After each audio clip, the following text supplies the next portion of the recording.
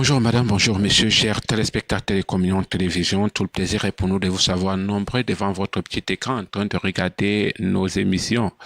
Bienvenue à Décryptons. Décryptons votre plateforme d'édification, décryptons votre émission qui vous permet d'avoir l'équilibre total après avoir écouté un message. Décryptons avec ceci d'effort. Regardez le message à Communion Télévision. Revenez-nous avec des questions. Vous pouvez les poser en composant nos deux codes d'accès qui défilent au bas de votre petit écran. Décryptons, c'est avec notre personne ressource, l'apôtre Étienne Comgep, le père fondateur du ministère Appel à la communion avec Dieu. Avec lui, pendant une quarantaine de minutes, nous allons rentrer dans les profondeurs pour en savoir un peu plus suivant cette thématique. Surtout, depuis quelques jours, nous parlons d'une thématique qui semble être très, très importante. Nous sommes à la au sixième numéro, j'allais dire. Apôtre, bonjour. Bonjour, bonjour Simon, bonjour chers téléspectateurs, que la grâce soit bonne sur vous. C'est un plaisir de vous savoir nombreux à écouter le Saint-Esprit s'exprimer au travers de nous. Soyez bénis. Alors, apôtre, ce matin, vous êtes habillé en américaine, une chemise et... Je ne sais pas, c'est américain, donc c'est ce qui est tombé aujourd'hui. Voilà, et c'est dans le choix. Bon, si je peux être à l'aise, donc on choisit comme ça. Et on est toujours bien dedans, surtout quand on sied le costume et la chemise, et ça fait aussi quelque chose. C'est ça. Alors, apôtre, comment vous allez? Non, ça va bien, par la grâce de Dieu. D'accord. Voilà. Apôtre, ce matin, nous revenons également sur la loi et la grâce. Nous revenons sur la loi et la grâce pour le sixième numéro, la sixième étape. En fait, pour la sixième fois, vous revenez sur la loi et la grâce.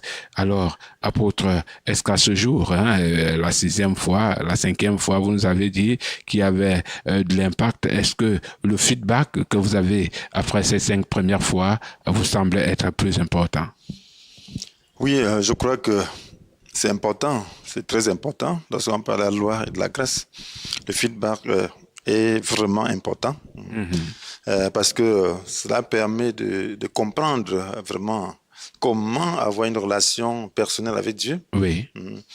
Donc, il y a des gens qui ont compris qui devraient vraiment passer plus de temps à améliorer leur relation avec Dieu. Oui. Donc, ils sont en train de le faire et puis c'est un grand plaisir de le savoir parce que c'est cette relation qui permet de satisfaire le cœur de Dieu et d'accomplir sa volonté.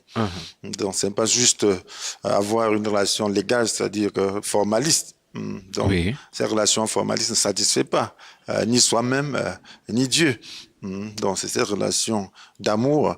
Donc, lorsqu'on comprend comment la développer, alors c'est elle qui nous satisfait, c'est elle qui permet à Dieu aussi de nous bénir. Oui. De nous donner sa paix, de nous donner tout ce dont nous avons besoin. Parce qu'en réalité, c'est le Saint-Esprit qui porte la bénédiction de Dieu. Donc, Dieu veut nous bénir, mais souvent, il ne sait pas par où passer. Donc, il nous cherche sans nous trouver. Oui. Donc, pourtant, il est là, mais il faut comprendre le chemin. Oui, je crois que le feedback est assez bien. Bon, c'est à la réunion de la grâce où on revient sur ce message. Donc, les interventions m'ont permis de comprendre que beaucoup ont compris et beaucoup s'améliorent dans leur rapport avec Dieu. Oui. Voilà, beaucoup s'améliorent dans leur rapport avec Dieu. Maintenant, aujourd'hui, apôtre, nous allons parler du commandement. Le commandement qui semble être très, très compliqué. Maintenant, apôtre, vous revenez sur le commandement. Quel est son but? Voilà, donc nous parlons ici d'un autre but du commandement. Donc, le but du commandement, nous avons vu dans un message, c'était le deuxième, que le but c'était l'amour. Oui. Donc, lorsque nous parlions du but qui est l'amour, nous voulions dire que en réalité, on ne peut pas utiliser le commandement pour faire du mal. Parce que souvent, nous utilisons le commandement par notre chair et nous faisons du mal aux autres. Donc, le but du commandement, c'est l'amour. Quand bien même c'est sévère, le but recherché, c'est l'amour. Donc, c'est pour corriger, c'est pour instruire, ainsi de suite. Donc, pour apprendre à mener une vie conforme à la volonté de Dieu. Donc, c'est pour s'équiper. Donc, alors pour être en mesure de faire la volonté de Dieu. Donc, le but ne doit pas être de détruire l'autre.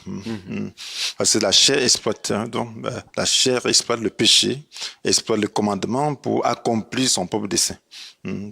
Donc, voilà, vous allez voir des gens, c'est pas parce qu'on a dit c'est la Bible que cela veut dire que c'est la parole de Dieu. Oui. On peut utiliser la Bible à la manière du diable. Le diable dit, il est écrit. Comment ça, apôtre, utiliser la Bible à la place du diable? À la manière du diable, oui. À la manière du diable. Dans la tentation, avec la tentation que Jésus a connue, donc, le diable dit, il est écrit à ton sujet. Tu donneras des ordres à tes anges pour qu'ils te posent sur les mains de peur que ton pied ne heurte contre une pierre. Oui. Il était écrit. Ça, c'est le psaume 91. Il est écrit. Il est écrit. Donc, voilà donc. Quand il dit qu'il est écrit, mais il est en train d'induire Jésus en erreur. Oui. Il est en train de l'amener à forcer la main à Dieu. Donc, les gens disent, il est écrit donc pour condamner les autres, pour assouvir leur colère. Il est écrit pour régler les comptes. Oui. Oui. Là, c'est un mauvais but. Donc, lorsque nous parlons d'un autre but, donc, dans ce contexte où nous parlons d'un autre but de commandement, donc, il est question de comprendre que le commandement, le commandement donc, a pour but d'exprimer l'amour. D'accord. L'amour envers le Seigneur. Mais apôtre, si le commandement a pour but de l'amour, est-ce que dans la création, il y avait, à la création, il y avait le commandement?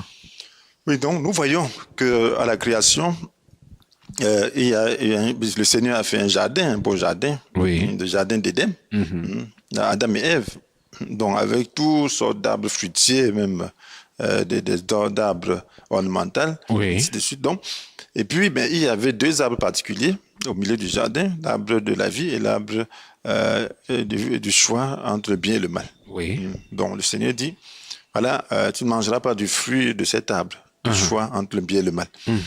Donc, ça, c'était un commandement. Il dit, le jour où tu mangeras, tu mourras. C'était un commandement. Donc, il lui avait donné un seul commandement. Donc, de ne pas manger du fruit de cet arbre. Donc, il permet de discerner entre le bien et le mal. Donc, oui, voilà, c'est un commandement. Apôtre, c'était un commandement, je vous relance, parce que pour moi, quelle était la nécessité? Parce que c'est Dieu qui a créé l'homme. Et Dieu pouvait ménager l'homme.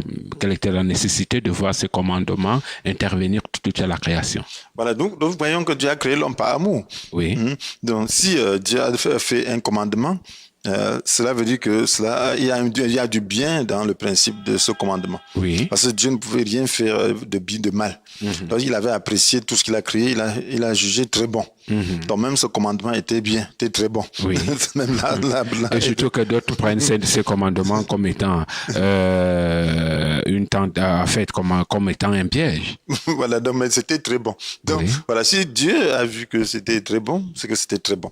Mais aujourd'hui, lorsque nous lisons la Bible, nous essayons de comprendre que c'était très bon. Parce que Dieu est amour. Il a créé l'homme pour qu'il puisse entrer dans sa sphère d'amour, qu'il entre dans la famille divine.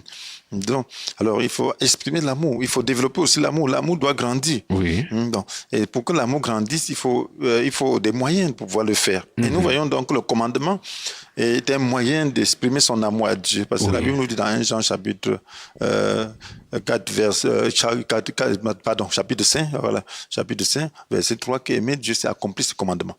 Il dit que ceux-ci ne sont pas d'ailleurs pénibles. À tout ce qui est né de Dieu triomphe du monde. Et la victoire qui triomphe du monde, c'est notre foi. Donc, aimer Dieu, c'est accomplir ce commandement.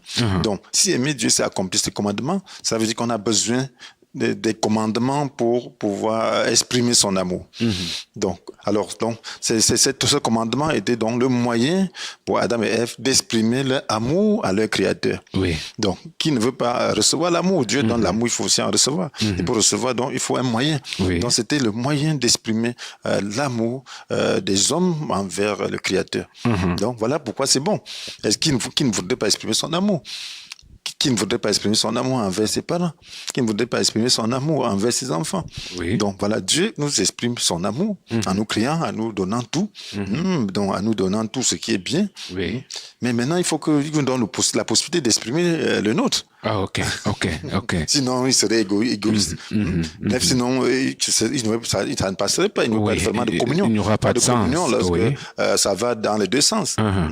Si c'est à sens unique, vraiment, ce n'est plus ça. Il faut que ça soit dans les deux sens, où on peut trouver une certaine harmonie dans notre façon de faire. Voilà, il faut une réponse. Quand tu donnes, il faut une réponse. Donc, je donne l'amour, il faut que tu répondes aussi par l'amour. D'accord. Le moyen de répondre par l'amour, c'est par le commandement. Donc, on voit ça plus précisément parce que c'est plus clair. D'accord, nous allons arriver là-dessus. Nous continuons cet entretien. Voilà, apôtre, est-ce que nous pouvons parler de l'obéissance? Bien sûr, lorsqu'on parle du commandement, le commandement il y a l'obéissance. Le commandement et l'obéissance, le Seigneur dit, donc il faut obéir. Oui. Mais il y a le libre choix, parce que l'amour ne se force pas. Oui. Donc c'est l'homme qui devait exercer sa volonté pour exprimer son amour par l'obéissance au commandement. Donc, et en le faisant, il allait développer ce sens d'obéissance et puis développer son amour. Donc c'est le moyen aussi de développer l'amour. Et plus tu obéis, plus l'obéissance devient facile. D'accord. Voilà, maintenant, apôtre, d'après vous, qu'est-ce que l'obéissance? Enfin, l'obéissance, ça veut dire accomplir ce qu'on demande de faire. Simple. C'est simple. Donc, on dit fais ceci, tu accomplis. Oui. Donc, on dit ne touche pas de cette table, tu ne touches pas. C'est ça l'obéissance. Donc, la désobéissance, c'est accomplir, bref, c'est faire ce qu'on veut, c'est briser le commandement. Quand on te dit fais ceci, tu ne fais pas. Voilà, on dit fais ceci, tu refuses de faire. C'est que tu as désobéi. D'accord. Maintenant, apôtre, est-ce que l'obéissance et l'amour vont ensemble? Oui, donc l'obéissance et l'amour vont ensemble et le commandement est là. Donc le commandement est là et invite notre obéissance. Donc le commandement s'attend à ce que nous obéissions. Oui. Donc nous avons un libre arbitre, nous ne sommes pas des automates.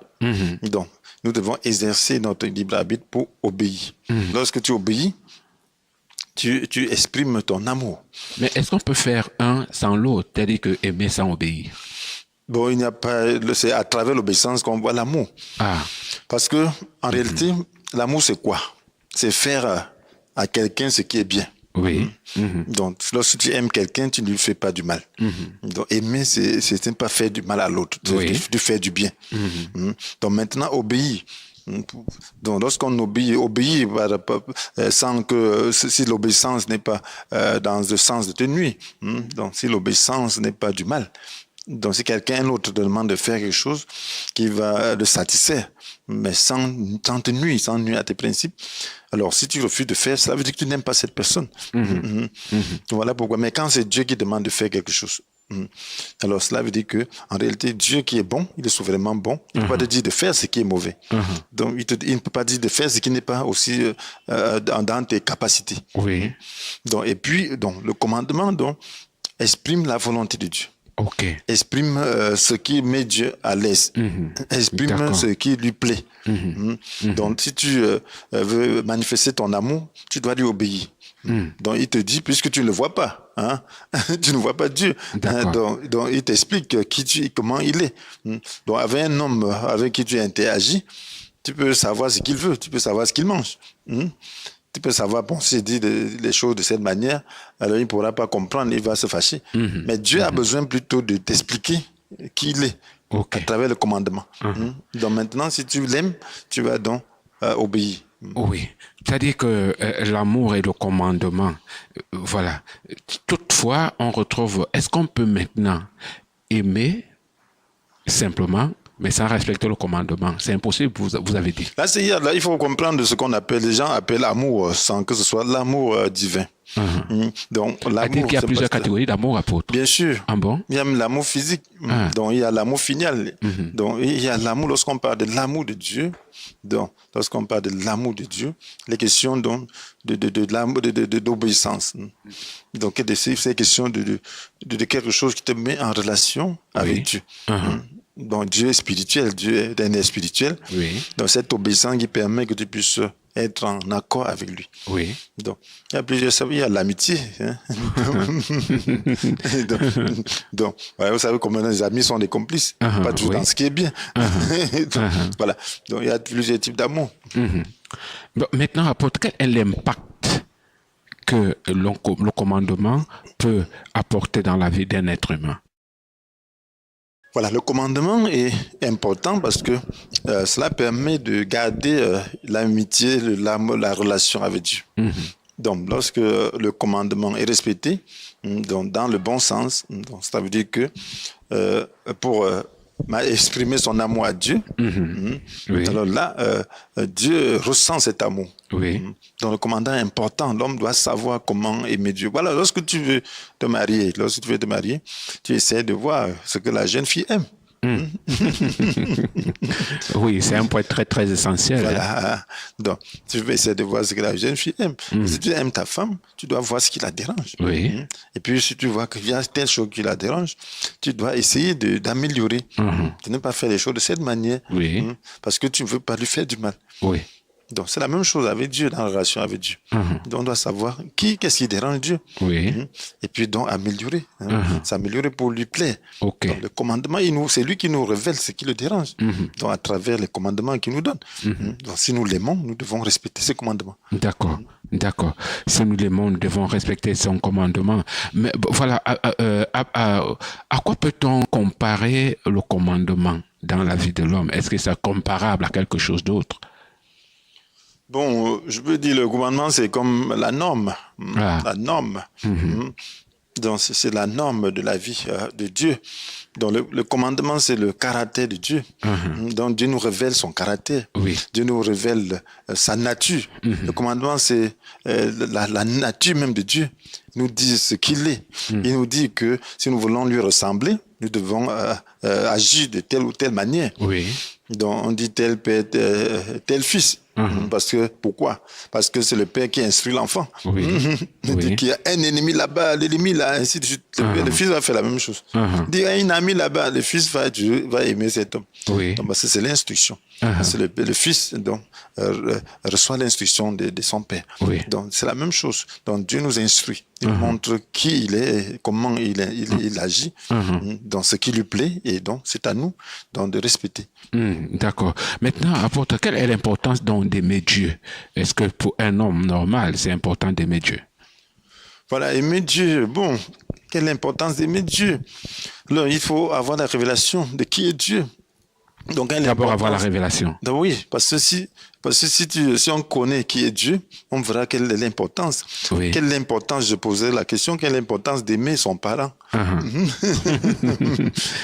Donc, son père qui t'a accouché, qui t'a mis au monde, sa mère, quelle est l'importance? Donc, ça va de soi.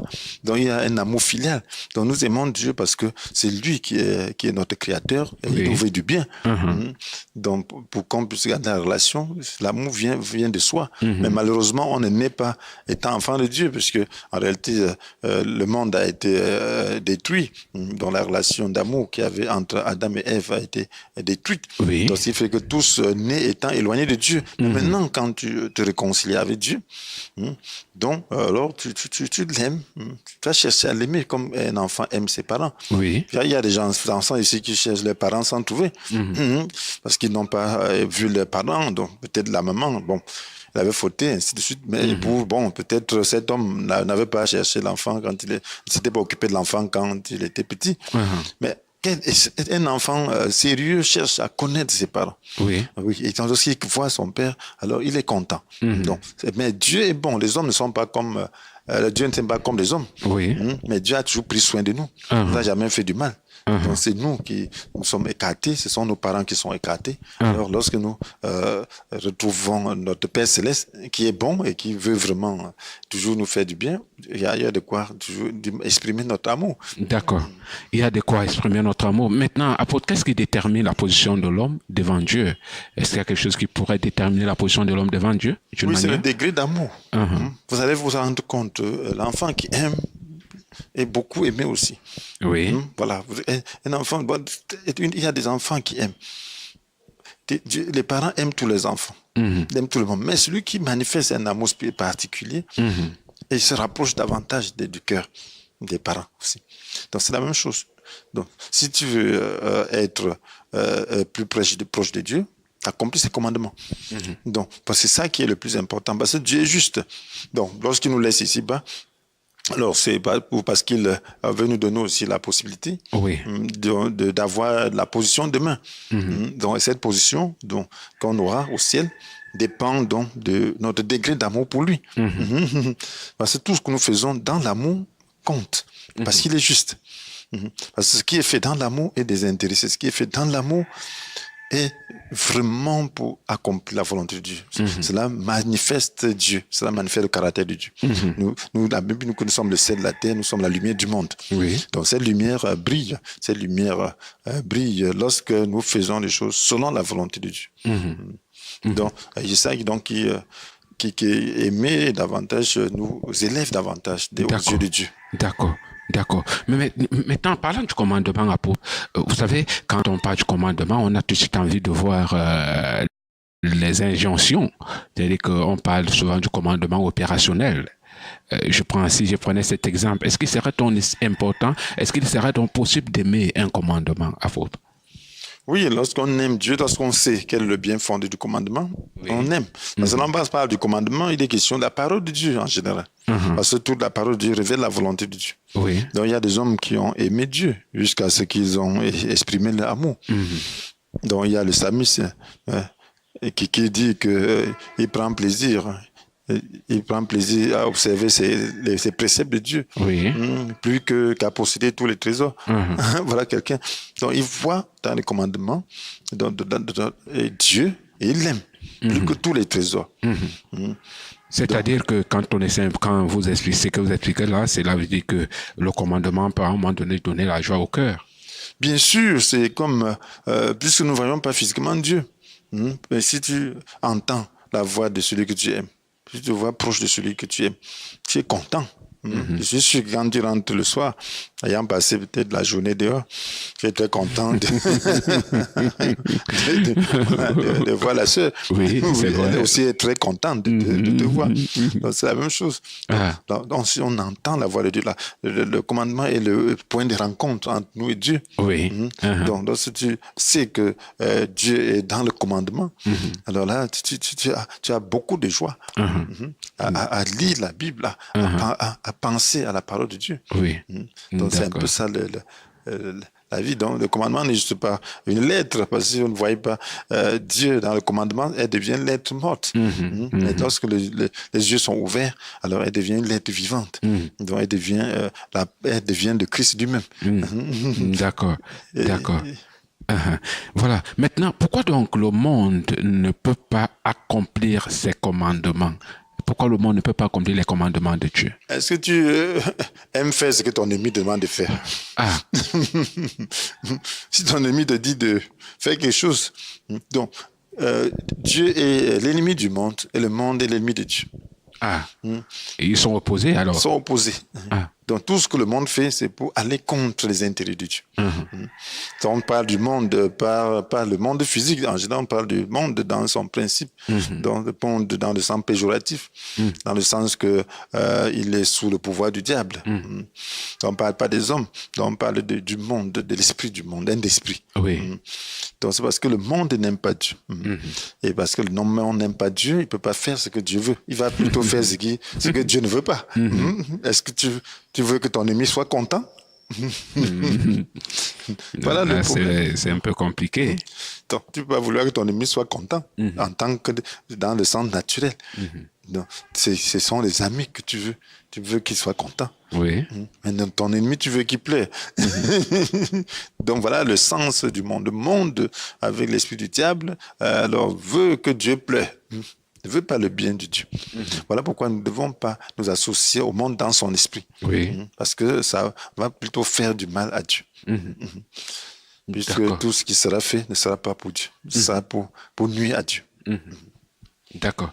Voilà, ça serait pour nuire à Dieu. Mais maintenant, est-ce qu'il est possible d'ôter la parole de Dieu dans un cœur? Oui, bon, c'est une semence. Vous voyez, le cœur, ça dépend de là où la semence est tombée. Donc, dans la parabole du semeur, il y avait 3 catégories. C'était 4 catégories de sol, n'est-ce pas? Il y a d'abord le chemin, le terrain rocailleux, le terrain épineux, la bonne terre. Donc, 4 catégories. Donc, là où la semence a été ôtée, c'était le bord du terrain. Oui. Donc, quand ça ne trouve pas des racines, donc quand il n'y a pas de profondeur, donc quelque chose qui entend, il ne comprend pas. Donc, ça a ôté. Oui. Donc, ça a ôté. Donc, qu'est-ce que le diable fait? Donc, le diable essaie d'attaquer la parole de Dieu. Oui. Mais si elle est bien comprise, elle doit résister. Si elle est bien comprise et on veut aller dans le sens, elle va rester. Parce que le diable a toujours essayé d'attaquer. Le diable conçoit des mensonges pour brûler la vérité. Aujourd'hui, beaucoup d'enfants de Dieu ne savent pas quelle est la vérité. Mais si tu as la racine, si tu as eu la semence de la vérité, alors tu vas te frayer le chemin, tu vas reconnaître que telle est la vérité, telle n'est pas la vérité. À dire que quand tu as reçu une parole de Dieu dans le cœur, le diable s'élève également pour tout faire afin que cette parole ne puisse pas porter du fruit. Bien sûr, lorsque tu lis la Bible, il y a le chemin. Oui. Mais le diable aussi met la confusion. Il y a des doctrines, ainsi de suite. Donc maintenant, si tu as vraiment reçu la bonne semence, tu sais que par exemple, je dis, il y a quoi par exemple? Aujourd'hui, beaucoup de gens pensent que certains péchés peuvent être tolérés. Les péchés de base. Je dis non. Si tu lis vraiment la Bible, je dis non. Ça, c'est la doctrine du diable. Ça ne peut pas être toléré. Ce qui est de vie ne doit pas être toléré. On peut être faible, mais changer de doctrine, c'est le diable. D'accord. Donc, si tu changes de doctrine, ça veut dire que le diable a enlevé la parole dans ton cœur. Parce que tu obéis à tout, sauf un, c'est que tu as désobéi. D'accord. C'est ce que la Bible nous dit. Donc, il y a ce qu'on appelle la loi fondamentale, la loi de vie. On ne doit pas ôter même une seule chose dans la loi de vie. Oui. D'accord. Donc, mais si le diable t'amène à ôter une chose, ça veut dire qu'il a ôté la parole dans ta vie. D'accord. Après, nous allons prendre une petite ponctuation musicale et on se retrouve derrière.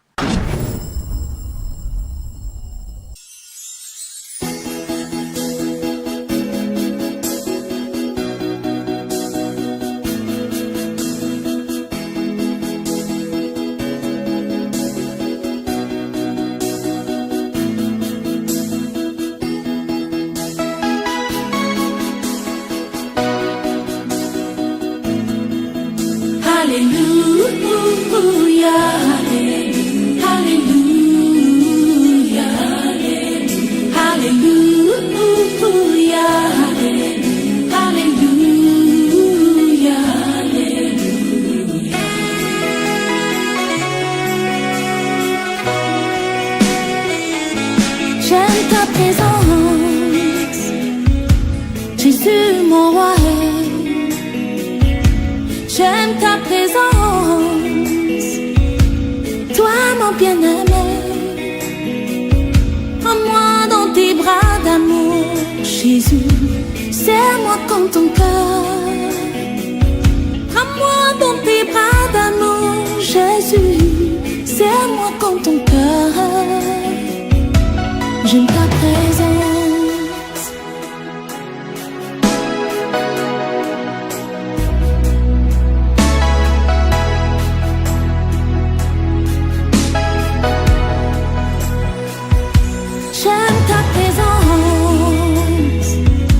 Jésus mon roi, j'aime ta présence.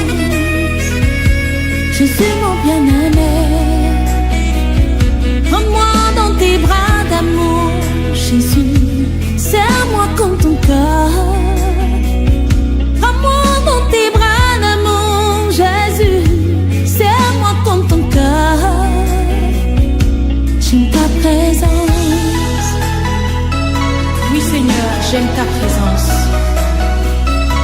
J'aime ta présence, Seigneur, elle me fait du bien. J'aime ta présence, Papa, elle me rassure. J'aime ta présence, elle me fait du bien.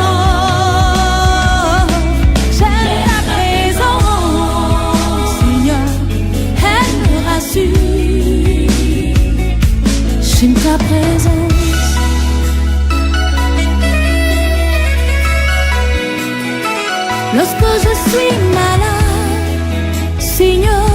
présence me rassure.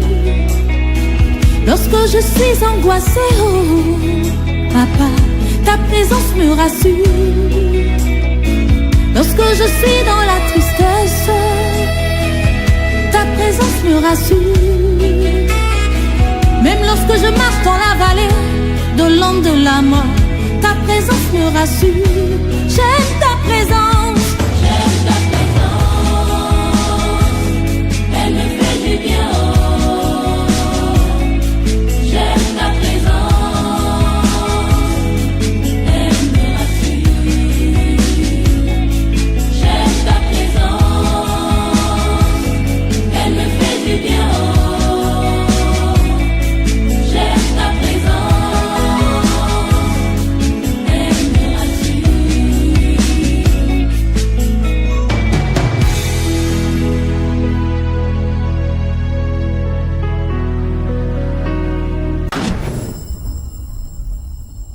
Retour dans ce studio après cette petite ponctuation musicale qui a permis à la peau de souffler un tout petit peu. Mesdames, messieurs, vous qui venez de vous connecter ensemble, vous êtes bel et bien sur Communion Télévision, l'émission que vous regardez, décryptant votre plateforme d'éducation, décryptant votre SMS. Vous pouvez envoyer votre SMS pour poser la question au numéro de téléphone qui défile au bas de votre petit écran.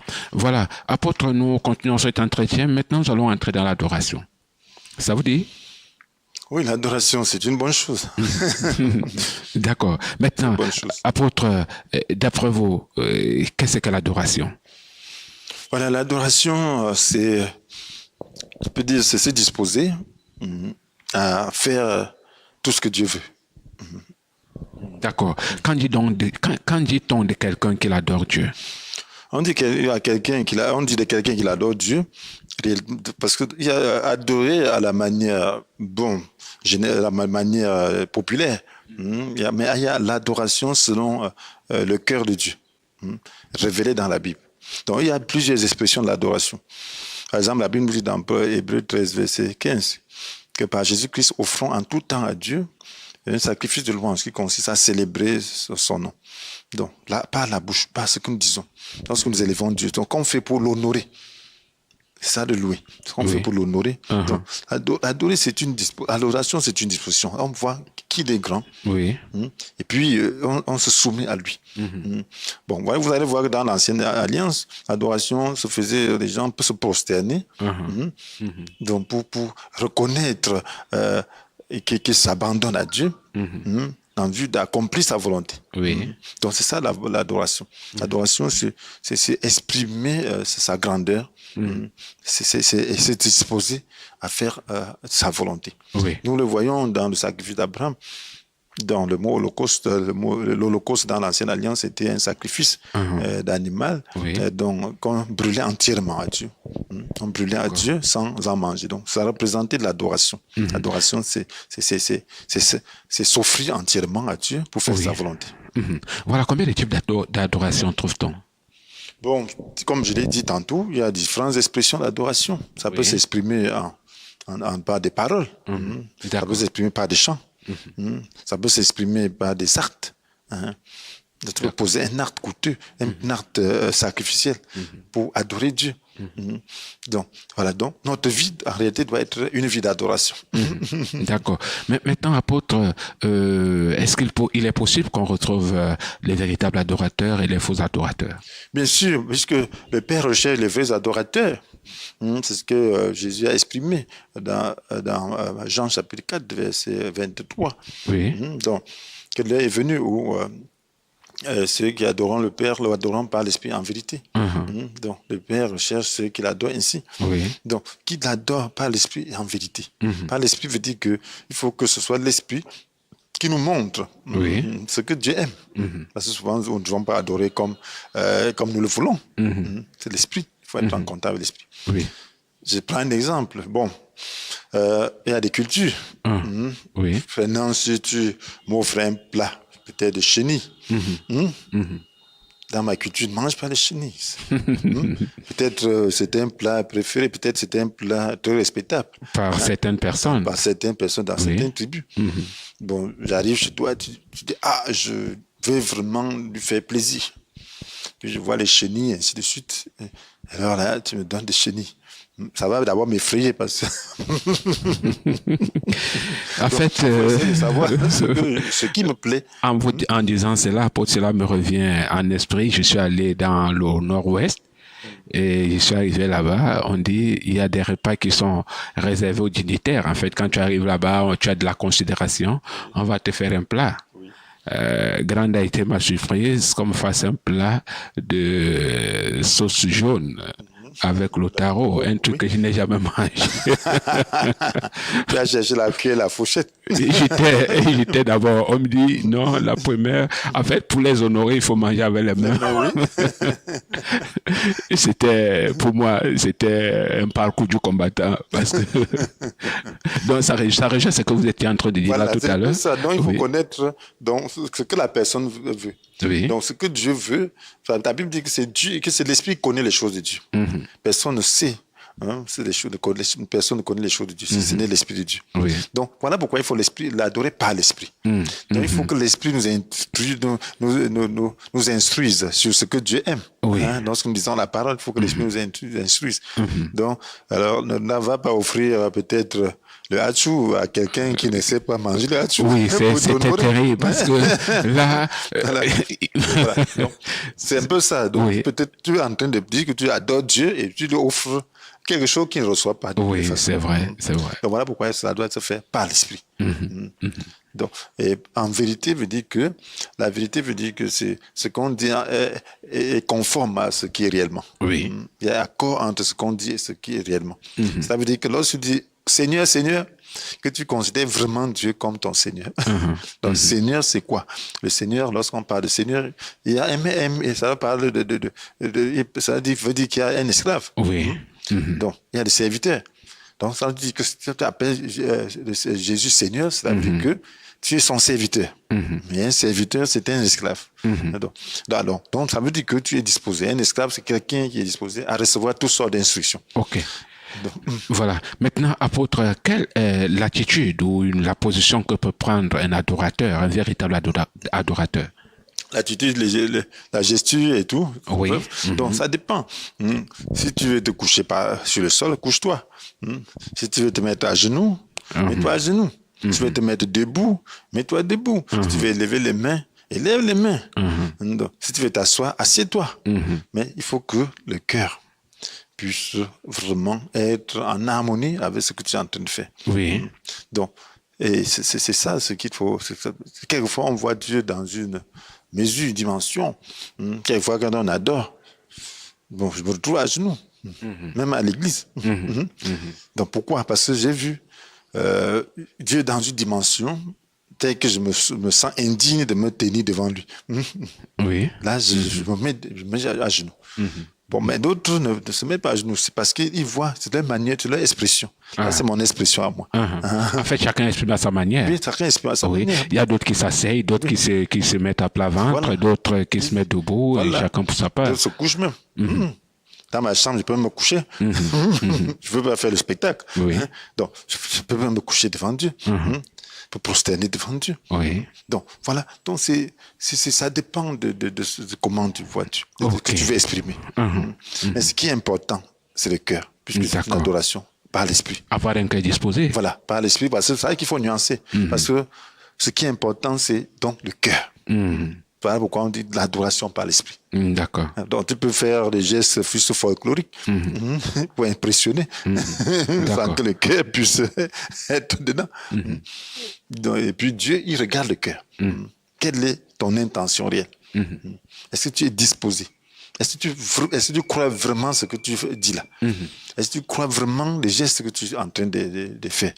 Voilà le plus important. D'accord. D'accord. Donc, sinon, ça devient l'adoration du bout des lèvres.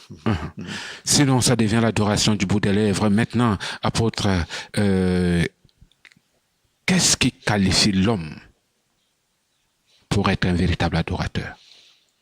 Voilà, pour être un véritable adorateur, la qualification, c'est déjà d'accepter la volonté de Dieu. Toute la volonté de Dieu. Quand Jésus arrive sur terre, il dit, tu n'as voulu ni sacrifice ni offrande. Tu n'as pris ni plaisir aux holocaustes, aux sacrifices pour le péché. Tu m'as formé un corps. Il dit, voici, je viens. Dans le rôle du livre, les questions de moi, pour faire, oh Dieu, ta volonté.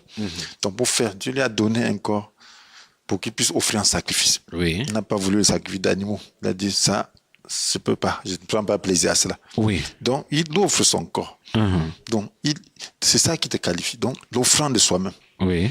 Donc, un pécheur, quelqu'un qui ne connaît pas Dieu, la première chose, c'est de reconnaître qu'il est pécheur et se disposer à faire la volonté de Dieu. Dis, Seigneur, désormais, je veux faire ta volonté. Oui. Je n'en ai pas les moyens, mais donne-moi les moyens. C'est de ça qu'il est question. Faire la volonté de Dieu ne veut pas dire qu'on en a les moyens, mais c'est Dieu qui nous donne tous les moyens dont nous avons besoin. D'accord. C'est Dieu qui nous donne les moyens. Mais maintenant, apôtre, quelle est la place du discernement dans l'adoration? Est-ce que le discernement a une place dans l'adoration? Une très grande place. Aujourd'hui, il y a toutes sortes d'expressions d'adoration. Nous devons discerner. Il y a toutes sortes de cultures. Nous devons discerner dans les cultures ce qui exprime vraiment la volonté de Dieu. Voilà pourquoi l'apôtre Paul nous dit dans Romains chapitre 12, verset 1 et 2. À cause de cette immense bonté de Dieu, je vous invite donc, frère, à lui offrir votre corps comme un sacrifice vivant, saint, qui plaise à Dieu. Cela de votre part un culte spirituel. Donc il dit, ne vous laissez pas modeler par le monde présent. Vous ne laissez pas modeler. Et soyez transformés par le renouvellement de votre pensée. Pour pouvoir discerner la volonté de Dieu. Ce qui est bon, ce qui lui plaît, ce qui est parfait. Discerner. Donc, qu'est-ce qui est bon dans ce qui est fait là? Dans les expressions physiques, qu'est-ce qui est bon? Qu'est-ce qui lui plaît? Qu'est-ce qui est parfait? On ne doit pas seulement s'en mêler. Et manifester, puis faire son désir, ça me plaît, je le fais. Non. Est-ce que ça plaît à Dieu? Ce n'est pas pour nous que nous le faisons. Est-ce que Dieu entend? Est-ce qu'il reçoit? Voilà le discernement dont il est question. Donc, on doit manifester ce discernement. Est-ce que cette expression brouille la communication? Et cette expression brouille le message? L'homme doit réfléchir et faire ce qui est bon. Ce qui plaît à Dieu, ce qui est parfait. Donc, il doit tendre vers la perfection. D'accord.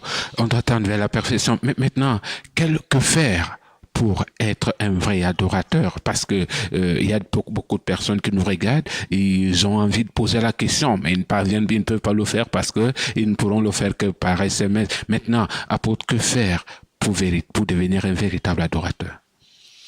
Un véritable adorateur, alors il faut être vrai. Il faut être sincère. Donc, il faut comprendre l'amour de Dieu. Et maintenant, avoir des expressions. L'adoration doit se faire par la parole, par les chants.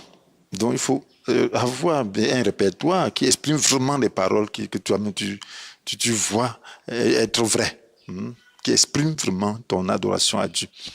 Et alors, se disposer donc à apprendre à chanter. Donc, parce que la chanson exprime beaucoup notre adoration lorsque c'est sincère. Cela permet à l'Esprit de Dieu de nous inonder et d'exprimer notre adoration à Dieu.